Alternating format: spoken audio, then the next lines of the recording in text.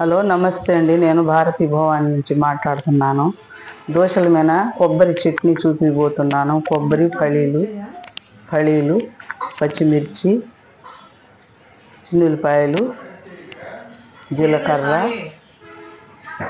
చింతపండు పులుసు కొంచెం వేసుకోవాలి. మిరపకాయలు అట్లా వేయించుకోవాలి. మిరపకాయలు, ఎండు కొబ్బరి కొంచెం నూనెలో వేయించుకోవాలండి.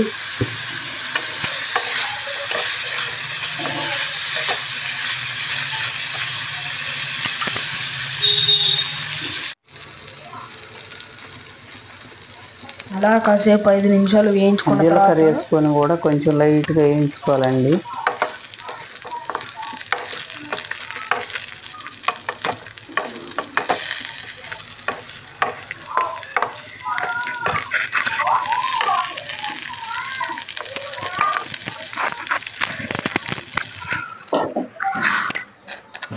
ఇదిగోండి, ఇది అట్లు పిండి అన్నమాట.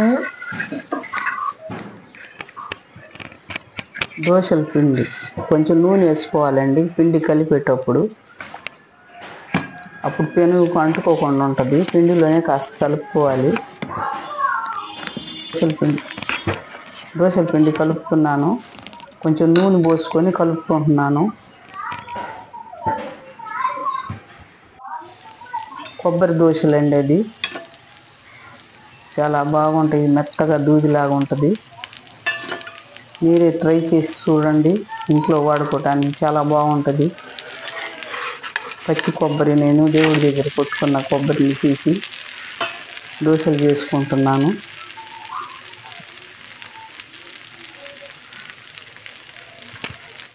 మా నాయనమ్మ గారు దోశలు వేస్తే అదిపోయిద్ది. ఆ రోజు చాలా దూదిలాగా ఉంటుందండి, తింటా ఉన్నా కానీ మెత్తగా. అలా అని చెప్పి మీరు దూది అనుకొని ఏదేదో చేసేవాకండి. చూడండి, పక్కన ఎర్రగా కాల్చుకున్నాను దోశలు. సాఫ్ట్గా మెత్తగా ఉంటాయండి. నోట్లో పెట్టుకుంటే కరిగిపోతుంది, అంత టేస్ట్గా ఉంటుంది. మీకు ఈ అట్లు పిండి ఎలా కలపాలో కామెంట్ పెడితే మీకు ఖచ్చితంగా చేసి చూపిస్తాం. ఏమేమి పెట్టి మిక్సీ పట్టింది చూపిస్తానండి ఒకసారి.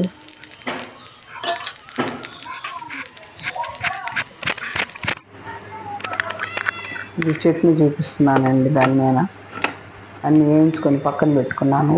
పడి పొడి ఉండేది. కొబ్బరి పట్టుకోబోతున్నాను.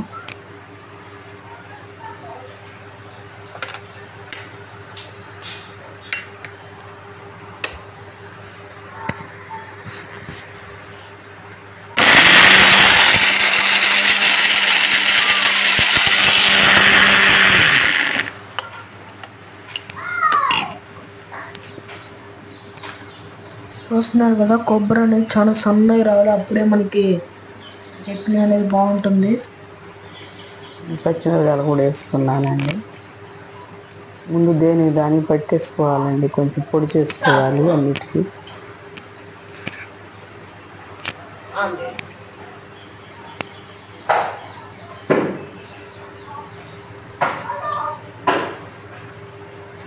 కొంచెం చింతపండు పులుసు 2 చెంచాలు వేసుకోవాలండి. చింతపండు వేసుకోకుండా చిక్కటి పులుసు వేసుకోవాలి.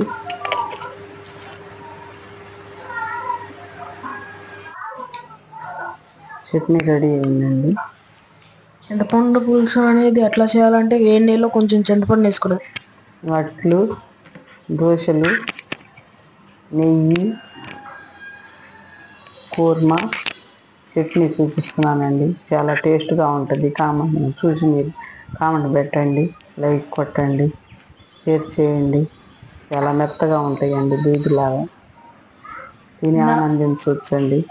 నోట్లో మెత్తగా కరిగిపోతాయండి అవి తింటే. ఇందాక మనం తాలింపు వేసుకున్నాం కదా, అది ఆ చట్నీలో వేసేయాలన్నమాట. ఇప్పుడు మీకు కుర్మా కూడా వస్తుంది. మీకు కుర్మా అనేది కూడా వస్తుంది వీడియో, అది కూడా చేసుకుని తినండి. దోశలు కూడా వేసుకొని తినొచ్చండి. పరోటాలో కానీ వేసుకొని దేనికైనా పనికి వస్తుంది. అన్నిట్లో టేస్ట్గా ఉంటుంది. సర్లే కానీ మీకు ఎంతమందికి దోశలు ఇష్టమో కామెంట్ చేసేయండి.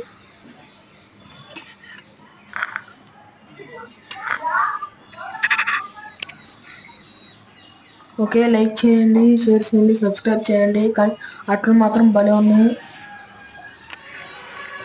మళ్ళీ ఇంకా ఏం వీడియోలు చేయాలో కామెంట్ పెడితే అది ఖచ్చితంగా చేస్తాము.